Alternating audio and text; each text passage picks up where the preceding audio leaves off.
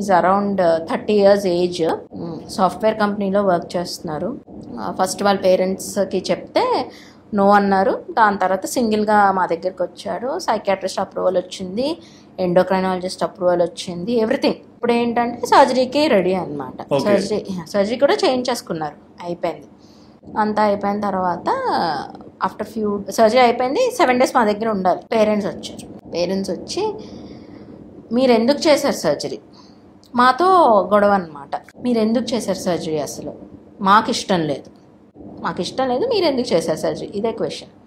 Okay అండి, మాకు ఇష్టం లేదా, రండి అని చెప్పి వాళ్ళ సర్జరీ అయ్యి he was still on bed పెట్టి మాట్లాడిస్తే వాడు అలానే మాట్లాడతాడు, మీరు ఎక్స్ప్లెయిన్ చేయాలి కానీ మీరు మాకు చెప్పకుండా మీరు అలా ఎలా చేస్తారు? They are legal to take a decision without any guardian అనమాట. వాళ్ళొక్కరే కన్సెంట్ ఇస్తే చాలు.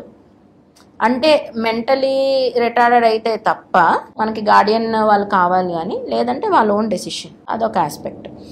నెక్స్ట్ ఏంటంటే ఆ అబ్బాయికి ఒకటే ఆప్షన్ ఇచ్చాడు. ఏంటంటే హీ హ్యాడ్ సూసైడల్ టెండెన్సీస్.